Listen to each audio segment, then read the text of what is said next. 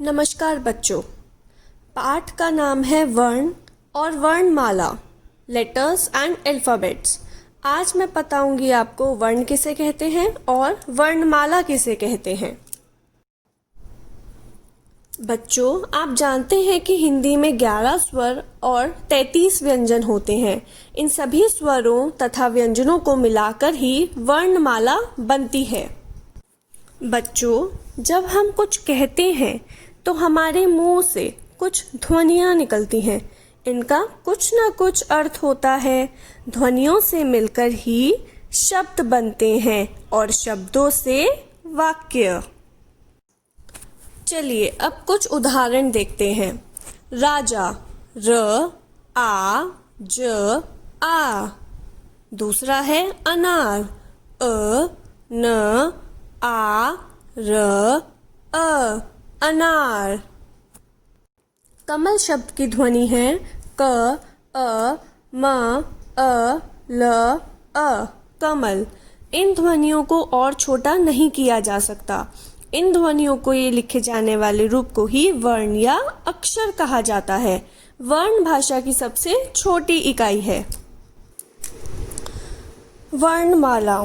हिंदी भाषा की कई ध्वनियाँ हैं। जब इन ध्वनियों को एक निश्चित क्रम में लगा दिया जाता है तो इन्हें वर्णमाला कहते हैं।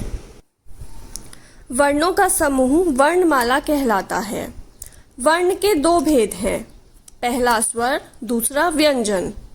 स्वर। हिंदी में 11 स्वर हैं और स्वर बिना किसी वर्ण की सहायता से बोले जाते हैं, जैसे अ, आ, ई, उ, री, ए, ऐ, ओ, औ। दूसरा है व्यंजन। हिंदी में 33 व्यंजन हैं और व्यंजन स्वरों की सहायता से बोले जाते हैं, जैसे क, ख, ग, घ, अंग, च, छ, ज, झ, इय, ट, ठ, ड, ढ, ण, त, थ, द, ध, न, प, फ, ब, भ, म, य, र, ल, व, श, श, स, ह। इन वर्णों के अलावा हिंदी भाषा में कुछ अन्य वर्ण भी हैं, जैसे अंग, अह, ड़, ढ़, क्ष, त्र, ज्ञ, श्र। इन 4 वर्णों को संयुक्त अक्षर भी कहा जाता है। संयुक्त व्यंजन या संयुक्त अक्षर के कुछ उदाहरण। क्ष। क्ष को क और श में तोड़ के बना, उदाहरण क्षत्रिय। दूसरा है त्र। त्र को हमने तोड़ा, त प्लस र बना त्रिशूल। ज्ञ। ज और इय, ज्ञानी। श्र। श और र में तोड़ा, उदाहरण है श्रमिक।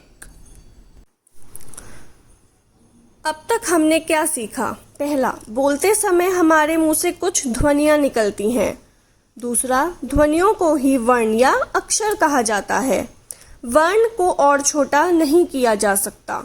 वर्णों के समूह को वर्णमाला कहते हैं। वर्ण के 2 भेद हैं, पहला स्वर, दूसरा व्यंजन। स्वर 11 और व्यंजन 33 हैं।